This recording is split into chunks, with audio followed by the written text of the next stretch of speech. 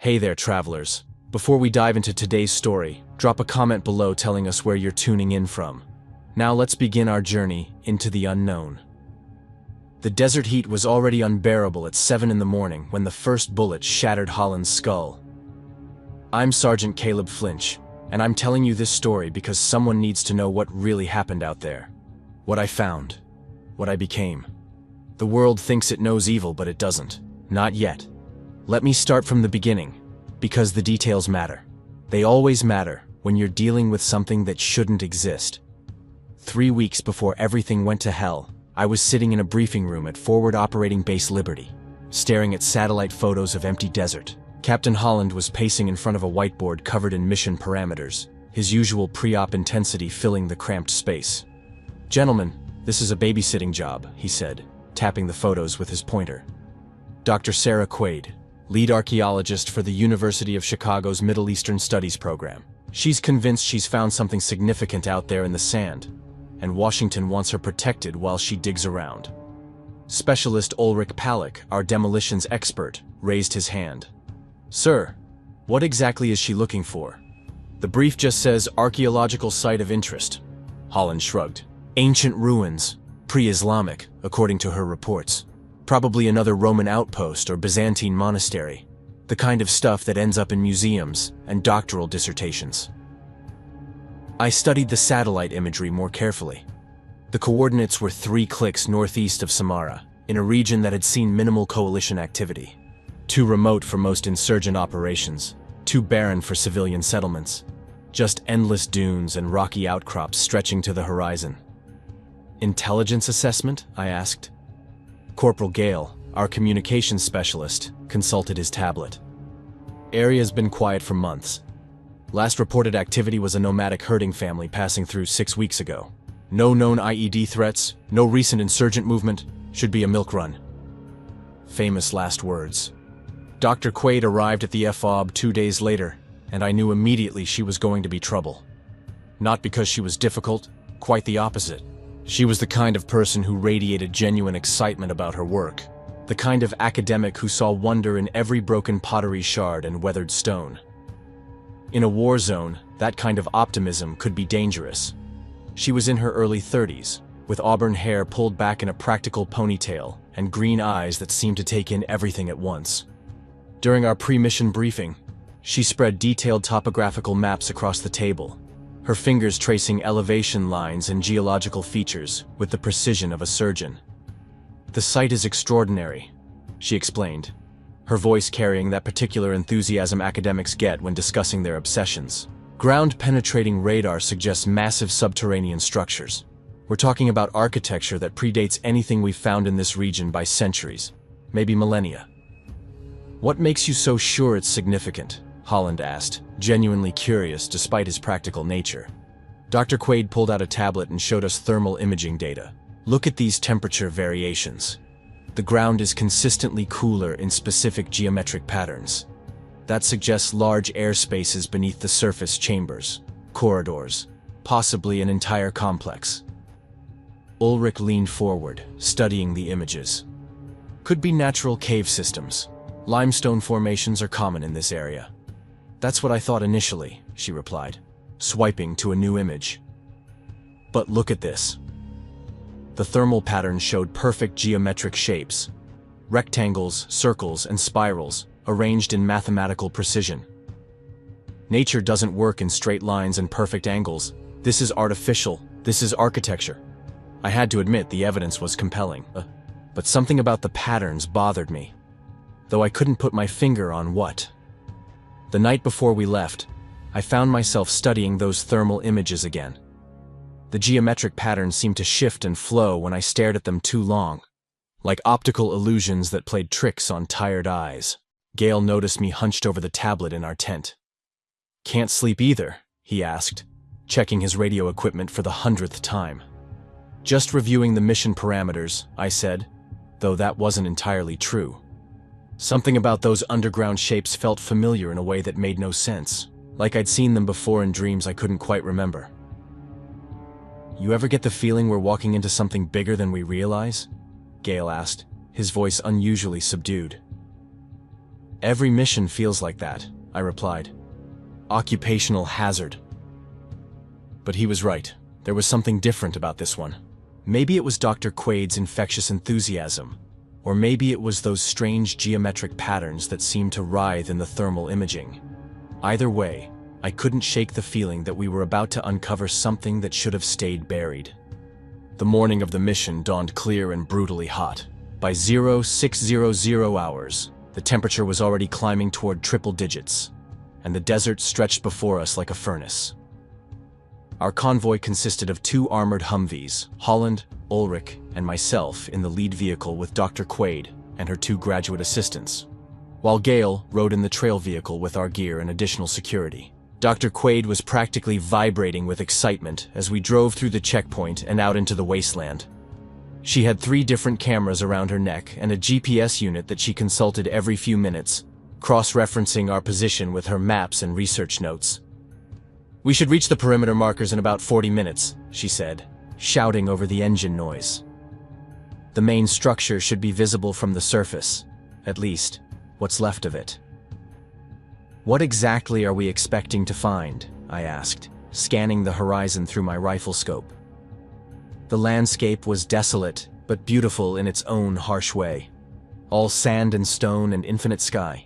Based on the surveys, probably the upper portions of a significant architectural complex.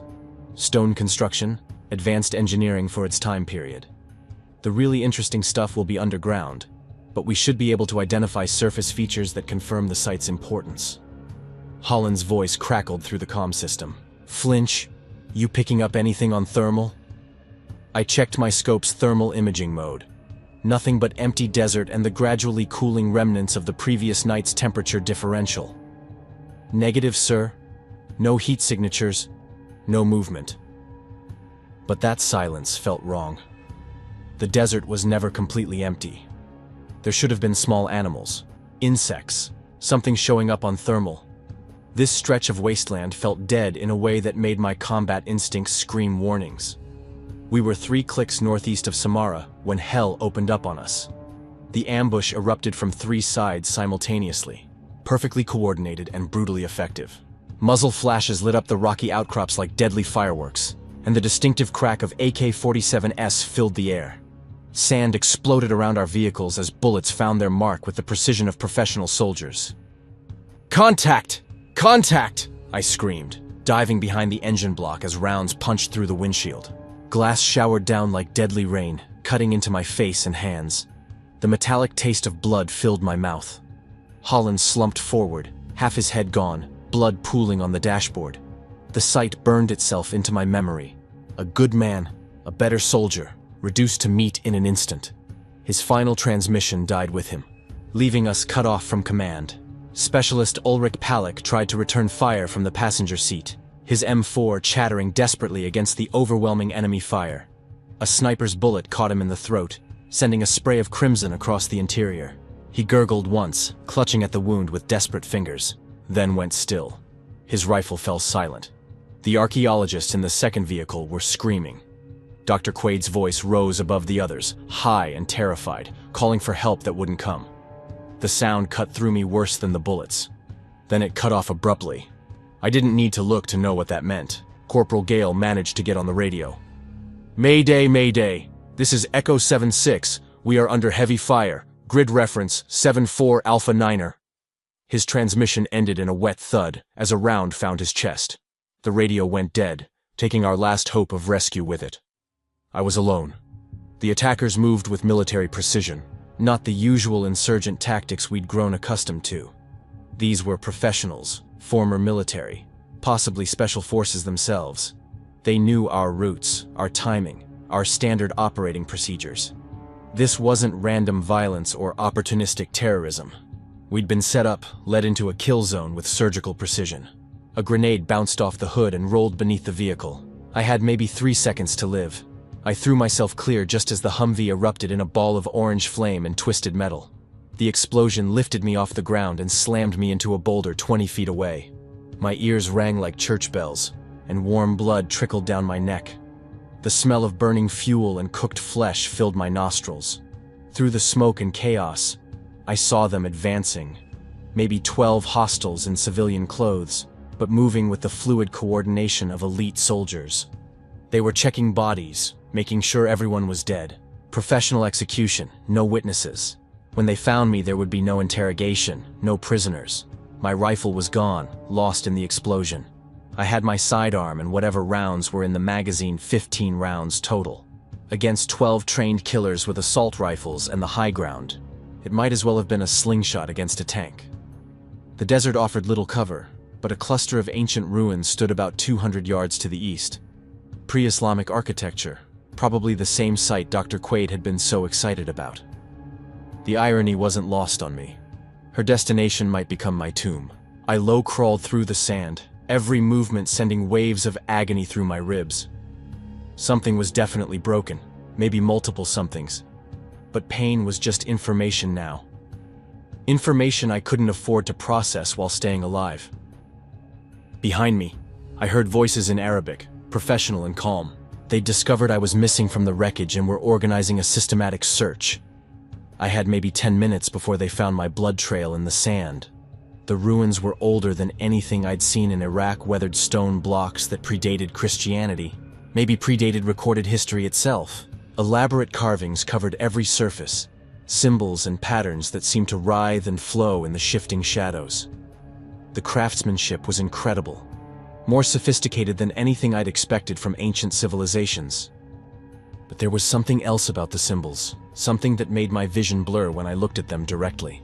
They seemed to suggest movement, depth, direction, all pointing downward, into the earth itself. I found a gap between two massive stone blocks and squeezed through, hoping it led somewhere defendable. Instead, I discovered something that defied explanation. The passage opened into a natural cave system, but these weren't typical limestone formations. The walls were perfectly smooth, almost polished, cut with mathematical precision that would challenge modern engineering. They descended at a steep angle into absolute darkness, disappearing beyond the reach of my tactical flashlight. Cool air flowed upward from the depths, carrying a strange metallic scent mixed with something organic and ancient. Like copper pennies and old meat, but somehow older than either. The temperature difference was dramatic. Outside, the desert was already over 100 degrees, but here it felt like stepping into air conditioning. Behind me, boots crunched on sand and stone. They were getting closer, their voices calm and methodical as they cleared the ruins section by section. Professional soldiers doing professional work. I had a choice: face 12 armed men with a pistol and 15 rounds, or descend into the unknown darkness below. In my condition, with broken ribs and significant blood loss, the first option was suicide. The second might be worse, but at least it offered a chance. I clicked on my tactical flashlight and started down into the black. The passage was enormous, easily 30 feet wide and just as tall, carved from solid bedrock with impossible precision. The walls were covered in those same flowing symbols I'd seen on the surface, but down here they were more elaborate, more complex. They told a story, though I couldn't read the language. As I descended, following what seemed to be an ancient staircase cut directly into the stone, the air grew cooler and more humid. The metallic smell intensified, mixing with that organic decay scent until it became almost overwhelming. My flashlight beam revealed more carvings, more symbols, all flowing and connecting in patterns that hurt to follow with tired eyes. After what felt like an hour of walking, though time seemed fluid in the absolute darkness, the passage opened into a vast underground chamber. My flashlight beam couldn't find the ceiling or the far walls. The space was enormous, easily the size of several football stadiums, carved from living rock with architectural ambition that dwarfed anything I'd ever seen. But it wasn't empty. The floor was carpeted with bones. Human bones. Thousands upon thousands of them, scattered and piled in drifts like leaves in autumn. Skulls grinned at me from every direction, empty sockets reflecting my flashlight beam like tiny mirrors. Rib cages jutted from the white sea like the remains of ancient shipwrecks. Femurs and tibias formed natural pathways through the ossuary, worn smooth by centuries of decay. This wasn't a tomb or burial ground. The bones showed signs of violence, sword cuts, blunt force trauma, teeth marks that were too large and too numerous to be human. This was a slaughter ground, a killing field on an unimaginable scale. My light played across the chamber walls, revealing more carvings. These were different from the entrance symbols, cruder, more urgent, carved with desperate haste. Pictures of people fleeing in terror, of great winged shapes descending from above, of towers that reached not toward heaven, but down into the earth itself. And everywhere the same symbol repeated like a mantra of dread, a spiral descending into darkness, surrounded by symbols that seemed to writhe and move in my peripheral vision. In the center of the chamber stood the remains of what had once been an incredible structure. Massive stone blocks arranged in perfect geometric patterns, forming the base of what must have been a tower of impossible scale. But this tower hadn't reached for the sky. It had burrowed deep into the earth, level after level disappearing into the black depths below. I understood then, with a clarity that made my blood freeze and my broken ribs ache with each panicked breath. This wasn't just some random ancient ruin Dr. Quaid had stumbled across in her research. This was the Tower of Babel itself, not destroyed by God's wrath as the Bible claimed, but buried, hidden, sealed away for reasons that were becoming terrifyingly clear as I stood among the bones of its builders. From somewhere in the depths below, carried on that strange metallic-scented breeze that seemed to breathe with its own rhythm, came the sound of whispers. Soft at first, barely audible over the pounding of my own heart, but growing clearer with each passing moment. They were speaking in a language I didn't recognize, but somehow understood. And they were calling my name. Flinch. Caleb Flinch. Come deeper. Come down to us. The whispers weren't just calling my name. They were pulling me forward, like invisible hands guiding my steps through the sea of ancient bones. I should have run. Every instinct I'd developed through 3 tours in Iraq screamed at me to turn around, climb back to the surface, and face the 12 gunmen waiting above. A bullet to the head would be merciful compared to whatever lay in the depths of this inverted tower. But the voices weren't just in the air around me. They were inside my skull now, speaking directly into my thoughts with a familiarity that terrified me. You've been walking toward this moment your entire life, Caleb Flinch. Every choice, every loss, every moment of pain has led you here. I pressed deeper into the chamber, my tactical light casting dancing shadows across the bone-littered floor. The architecture around me defied everything I knew about ancient construction. The stone blocks weren't just precisely cut. They were fused together without mortar, fitting so perfectly that I couldn't slip a knife blade between them. The engineering required to build something like this thousands of years ago shouldn't have been possible. As I approached the central structure, I realized the tower didn't just descend into the earth. It was actively carved downward, each level more elaborate than the last. Massive stone stairs spiraled along the outer walls, wide enough for hundreds of people to walk side by side. But these weren't triumphant stairs leading toward heaven. They were a descent into something far darker. The carvings on the walls grew more detailed as I descended. What had started as simple symbols became complex narrative scenes, telling a story that made my hands shake as I traced the images with my flashlight beam. The first panels showed people working together, building something magnificent. Men and women laboring side by side, their faces filled with purpose and determination. But as the story progressed, the expressions changed. Purpose became obsession. Determination became desperation. The workers grew gaunt and hollow-eyed, their bodies twisted by exhaustion and something else. Something that ate at them from within. They thought they could build their way to God, the whispers explained, their tone almost sympathetic. But they built downward instead, seeking power from below rather than grace from above. They dug deeper and deeper, until they found us. I paused at a particularly detailed carving. It showed the workers breaking through into a vast underground space, their tools and hands bloodied from the effort. But what they'd uncovered wasn't empty caverns. It was something alive. Tentacles and wings and eyes that burned with malevolent intelligence filled the carved stone, surrounding the tiny human figures like predators cornering prey. We had been sleeping for so long, the voices continued, dreaming of the day when the barriers between our realm and yours would weaken. The builders of this tower gave us that chance. They offered us worship in exchange for power.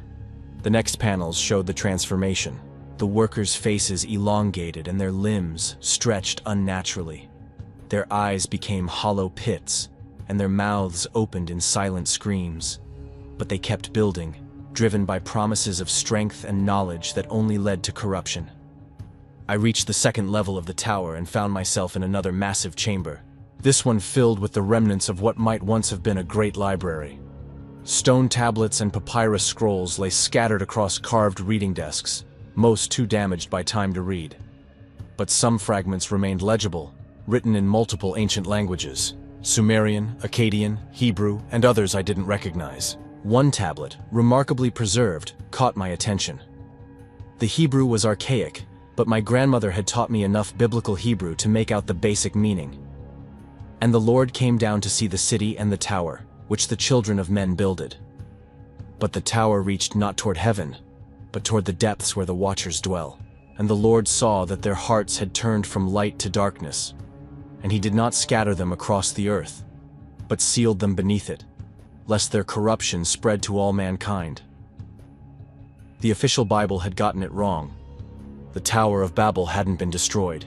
It had been buried, sealed away with its corrupted builders still inside, and I was walking deeper into their tomb. "You understand now," the voices whispered, and I realized they were getting stronger, more distinct. The surface world believes we are myth, legend, stories told to frighten children.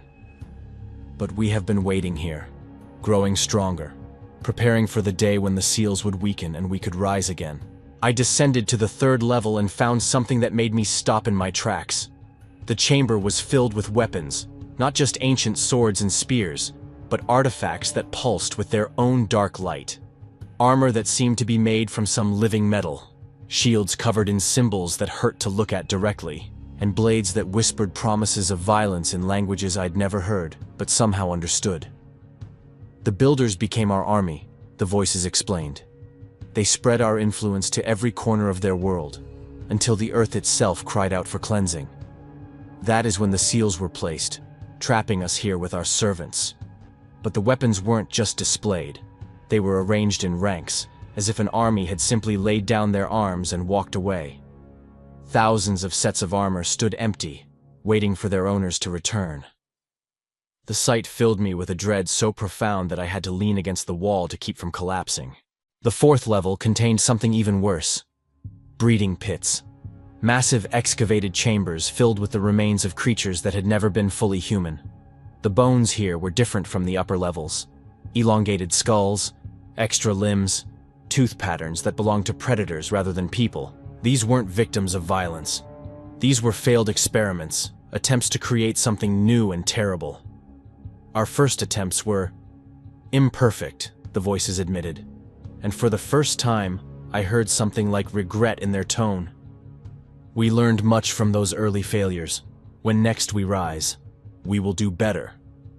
I found myself drawn to one particular pit, larger than the others.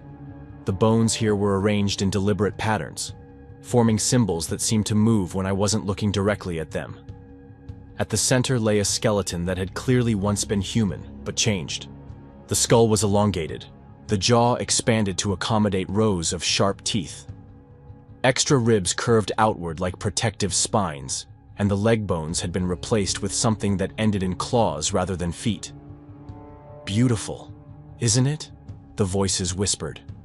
The perfect fusion of human intelligence with our strength.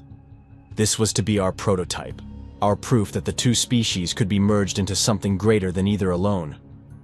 What happened to it? I asked aloud, surprising myself. I hadn't meant to engage with the whispers, but the question had slipped out. The seals were placed before the transformation could be completed. Our prototype died trapped between two forms, neither human nor fully ours. But the process was recorded, perfected, prepared for the day when we would have another suitable subject. I should have realized what they meant, should have understood why they had been calling my name, why my path had led me here. But I was too focused on the horror around me to see the trap closing until it was too late. The fifth level brought me to the heart of the inverted tower. Here, the architecture changed completely. Instead of carved stone, The walls were made of some black material that seemed to absorb my flashlight beam rather than reflect it. The air was thick and humid, almost liquid, and every breath tasted of copper and sulfur. In the center of the chamber was the pit. It was perfectly circular, maybe 20 feet across, and so deep that my light couldn't find the bottom. But it wasn't empty darkness down there. It was alive. Shapes moved in the depths, vast and alien, stirring restlessly in their prison. The whispers were coming from down there, rising up with the warm air that smelled of ancient evil.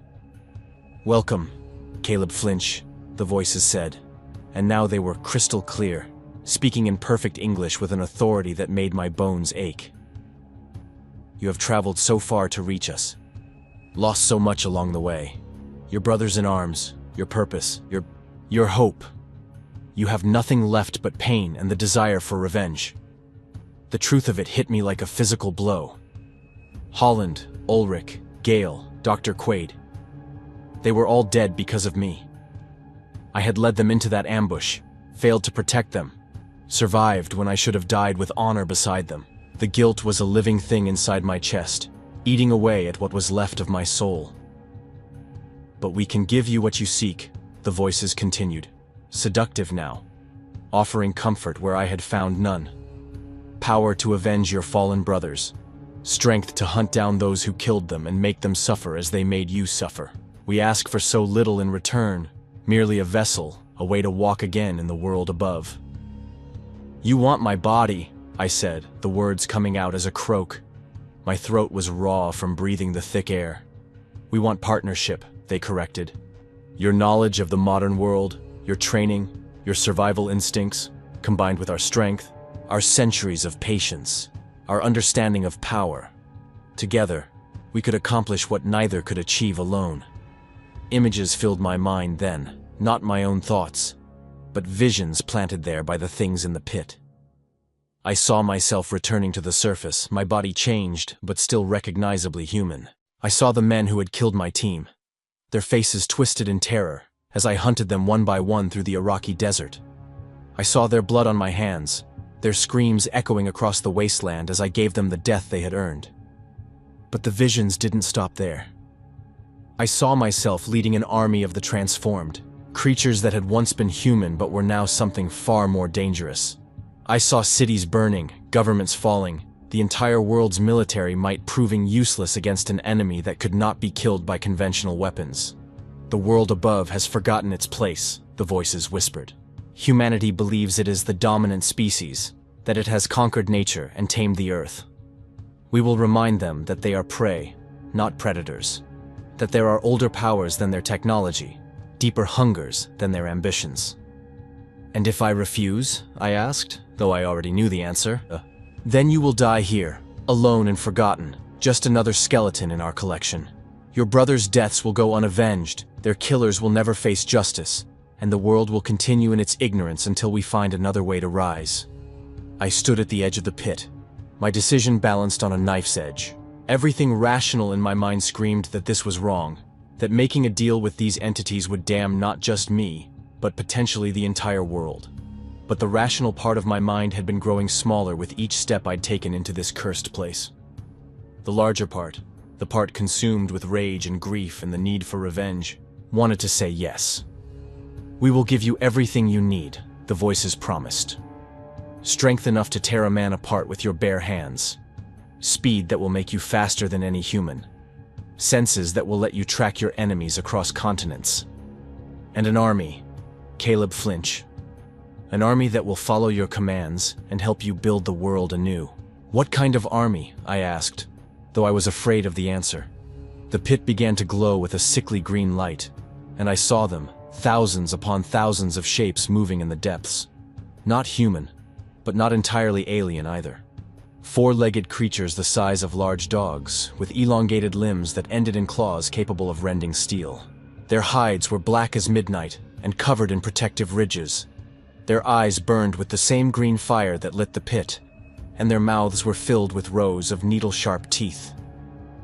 "Our children," the voices said with unmistakable pride. "Born from the essence of the corrupted builders, shaped by centuries of our guidance. They hunger for the surface world, for the taste of human flesh and the sound of human screams. They will be your companions in the hunt, your weapons in the war to come. I stared down at the army of nightmares and felt something break inside my chest. Maybe it was my sanity, maybe it was my soul, or maybe it was just the last restraint holding back the rage that had been building since I watched my brothers die in the desert sand. "They killed my team," I whispered. "Yes," the voices agreed. "Murdered them without honor, without mercy.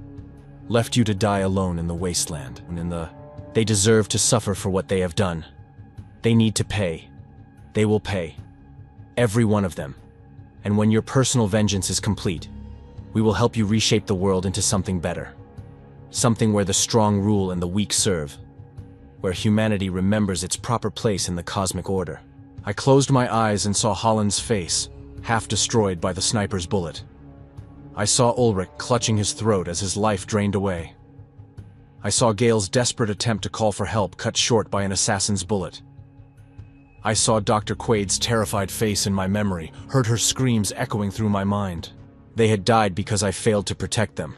The least I could do was avenge them. "What do I have to do?" I asked. "Step forward," the voices commanded, and I heard satisfaction in their tone. "Accept our gift. Let us merge with your flesh, your blood, your very essence. Become our vessel in the world above, and we will become your strength in the battles ahead." I stepped to the very edge of the pit, my boots sending small stones tumbling into the glowing depths. The air was so thick here it was hard to breathe, and every inhalation tasted of brimstone and ancient malice. "Now jump, Caleb Flinch. Jump, and be reborn as something magnificent." I spread my arms wide and let myself fall into the green fire below. The last human thought I had before the transformation began was a prayer that God would forgive me for what I was about to become. The pit swallowed me whole, and the whispers became screams of joy as my flesh began to burn. I died in that pit. What emerged 3 days later wasn't Sergeant Caleb Flinch anymore. It was something wearing his face. The transformation wasn't gentle. For 72 hours, I burned from the inside out as ancient DNA rewrote itself through my cells. My bones cracked and reformed, my muscles tore and rebuilt themselves stronger, and my nervous system was invaded by consciousness older than recorded history. Every moment was agony beyond description, but I endured it because I could feel them with me. Holland, Ulrich, Gale, even Dr. Quaid. Their ghosts whispered in my ear, demanding justice, begging for vengeance. When I finally crawled out of the pit, my body had changed in ways both subtle and profound. I looked human enough. Same height, same general build, same face that would pass casual inspection. But my skin had taken on a grayish pallor. My eyes now glowed with that same sickly green light I'd seen in the depths, and my fingernails had become claws capable of tearing through steel. More importantly, I wasn't alone. They emerged after me, dozens at first, then hundreds, then thousands. My new children, my army of vengeance. Each creature was roughly the size of a large dog but built like a nightmare. 4 legs ending in razor-sharp talons, elongated bodies covered in chitinous plates that could deflect small arms fire, and heads that were all teeth and burning eyes. They moved with fluid grace across any terrain, capable of climbing walls like spiders or burrowing through solid rock when necessary. But the most terrifying thing about them wasn't their physical capabilities. It was their intelligence. These weren't mindless beasts. Each one possessed a cunning that bordered on human, combined with predatory instincts honed over millennia. They understood tactics, could communicate with each other through chittering sounds that I somehow understood, and most importantly, they followed my commands without question. "We are yours now," the ancient voices whispered in my mind, though they were no longer separate from my own thoughts. "As you are ours. Together, we will paint the desert red with the blood of your enemies." My first target was easy to find. Hassan al-Rashid, the insurgent leader who had orchestrated the ambush, was hiding in a compound 30 miles southwest of Baghdad. Military intelligence had been hunting him for months without success, but I knew exactly where he was.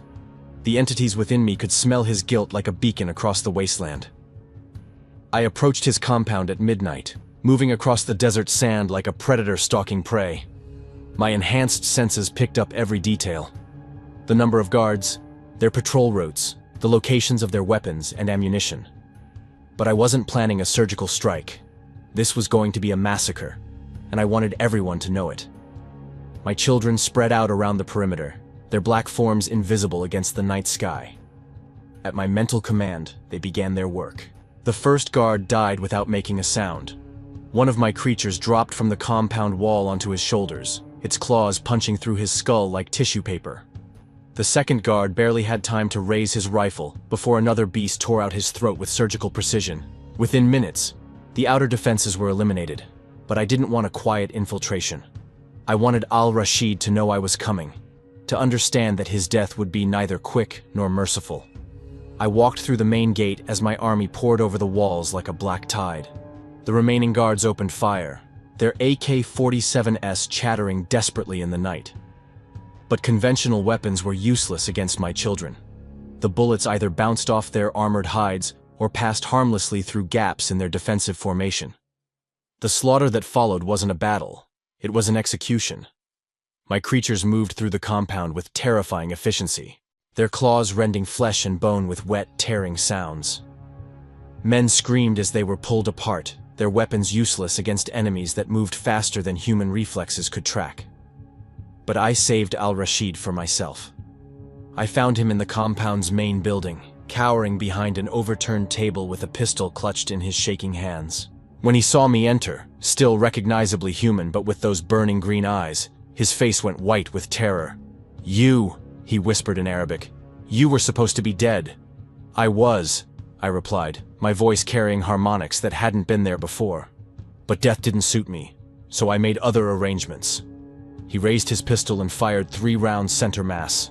The bullets passed through my chest with no more effect than punching holes in water. The wounds sealed themselves within seconds, leaving no trace they'd ever existed. "Impossible," he breathed. "Your men killed my brothers," I said, advancing slowly. "Holland, Ulrich, Gale, good soldiers who deserved better than dying in your ambush. Now you're going to tell me who gave you our route, our timing, our escort details." "I don't know what you're talking about," he lied.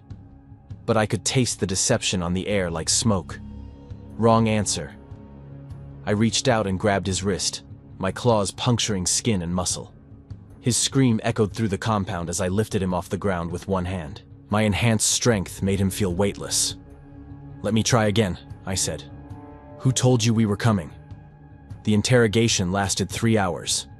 By the end, Al-Rashid had given me everything. The name of his contact in coalition intelligence, the location of his weapons cache, the identities of every man who had participated in the ambush. He begged for death long before I granted it, and when I finally tore his throat out with my bare hands, it felt like the first moment of peace I'd experienced since watching my team die. But it wasn't enough. It could never be enough. Over the next 2 weeks, I systematically hunted down every person involved in the ambush. My creatures and I moved through the Iraqi desert like a plague, leaving a trail of corpses that had Coalition Command completely baffled. The bodies were always found torn apart, as if attacked by wild animals, but no known predator in the region could account for the injuries. Major Thompson, the intelligence officer who had sold our route to the insurgents, died screaming in his fortified office in the Green Zone. Somehow, my children had infiltrated the most secure facility in Iraq and dragged him into the night. His body was found the next morning, suspended from the embassy flagpole with his intestines arranged in ritualistic patterns. Corporal Banks, who had provided vehicle maintenance schedules that allowed the insurgents to predict our movement timing, was discovered in a sealed bunker beneath Ramadi. The blast doors had been torn apart from the inside, and Banks himself had been methodically flayed alive. The security cameras showed nothing but static, as if our presence somehow interfered with electronic equipment. One by one, they fell. Each death was more elaborate than the last, each victim subjected to torments that reflected their specific role in my team's murder. And with each killing, my army grew stronger and more numerous. That was when I began to realize something was wrong. The entities within me had promised that my creatures would help me hunt down the guilty parties and exact righteous vengeance. What they hadn't mentioned was that the beasts would also feed on the innocent. I first noticed it after the 3rd week. Reports began filtering in from across Iraq of livestock mutilations. Cattle, sheep, and goats found torn apart in ways that resembled my own handiwork. Then came stories of missing persons, entire families vanishing from remote villages with only bloodstains and claw marks left behind. My children were hunting without my permission, following instincts that had nothing to do with justice and everything to do with hunger. "This is natural," the ancient voices explained when I confronted them. "They are predators, designed to feed. You cannot expect them to starve simply because you have completed your immediate objectives." "You said they would follow my commands," I protested, though the conversation was taking place entirely within my own skull. "They do follow your commands, but you have not commanded them to stop hunting. Your rage, your bloodlust, it calls to them constantly, encouraging them to seek new prey. I tried to control them, to impose discipline on my growing army, but it was like trying to hold back the tide. Every day brought new reports of attacks, new disappearances, new horrors spreading across the desert like ripples from a stone dropped in still water. Worse, the creatures were evolving. The first generation had been the size of large dogs, but as they fed, they grew larger and more intelligent. Some reached the size of lions, their claws capable of tearing through armored vehicles. Others developed different specializations. Some could burrow through concrete, others could climb glass surfaces. Still others seemed to phase in and out of visibility like living shadows, and they were reproducing. Not sexually like normal animals, but through some form of viral infection. Humans who survived attacks, and there were precious few, began to change within days. Their skin would take on that same grayish pallor. Their eyes would develop that green glow, and they would feel an irresistible urge to seek out dark places where they could complete their transformation. Within 6 months, my army had grown from thousands to tens of thousands. Within a year, it numbered in the hundreds of thousands, and every single creature bore my mental signature, responded to my subconscious desires, fed on my rage and hatred and thirst for blood. I had become patient zero of a plague that was consuming the Middle East. Coalition forces tried to contain the outbreak. But how do you fight an enemy that can tunnel through your defenses, scale your walls, and phase through your barriers? Traditional military tactics were useless against creatures that felt no fear, showed no mercy, and could coordinate their attacks with hive-mind precision. Cities fell within weeks. Baghdad was the first, then Damascus, then Tehran. The creatures spread like wildfire across borders that meant nothing to them, following population centers and supply lines with tactical awareness that would have impressed my old Special Forces instructors. But it wasn't just the Middle East anymore. Refugee camps became breeding grounds for infection. Ships carrying survivors to safe harbors became floating hells when the transformation process began mid-voyage. Airport security couldn't screen for a condition that showed no symptoms until it was too late. The plague I had unleashed was going global. I tried to stop it. God help me. I tried. I sent out mental commands for my children to cease their attacks, to retreat to the desert and die quietly. But my own emotions betrayed me. Every news report of their successes, every military briefing that described coalition forces in full retreat, every map showing the expanding zone of infection. They all fed the darker part of my psyche that whispered, this was exactly what humanity deserved. You see now, the ancient entities murmured, their satisfaction evident in every thought. This is why we chose you, Caleb Flinch. Your capacity for love made your rage pure, and your rage made our victory inevitable. You wanted justice for your fallen brothers, but justice and vengeance are different things entirely. I stood in what remained of Baghdad, watching my creatures swarm through the ruins of civilization, and finally understood the magnitude of what I had done. This wasn't vengeance anymore. It was apocalypse. My personal desire for revenge had given birth to a planetary catastrophe that might end human civilization entirely. The worst part wasn't the knowledge that I had doomed the world. The worst part was that I couldn't bring myself to truly regret it. Every time I thought about Holland and Ulrich and Gale dying in that desert ambush, every time I remembered their blood soaking into the sand while their killers walked away, I felt a savage satisfaction that their deaths had been avenged 1,000-fold. Maybe humanity did deserve this. Maybe we were all complicit in a system that created endless war, endless suffering, endless cycles of violence and revenge. Maybe my plague was just the natural consequence of a species that had forgotten how to live in harmony with anything, including itself. Or maybe I was just a broken soldier who had made a deal with devils and convinced himself it was justice. Either way, it was too late to stop now. My children were beyond my control, spreading across continents like antibodies in a diseased bloodstream. Within decades, maybe years, they would outnumber baseline humans entirely. The old world was ending, and I was the one who had ended it. In my more honest moments, usually in the deep desert nights when the screams from distant cities carried on the wind, I wondered if this had always been the plan. If the ambush that killed my team had been orchestrated not by insurgents seeking tactical advantage, but by the entities themselves, guiding events to create the perfect candidate for corruption. After all, what better vessel for planetary destruction than a soldier trained to kill, motivated by grief, and convinced that his cause was righteous?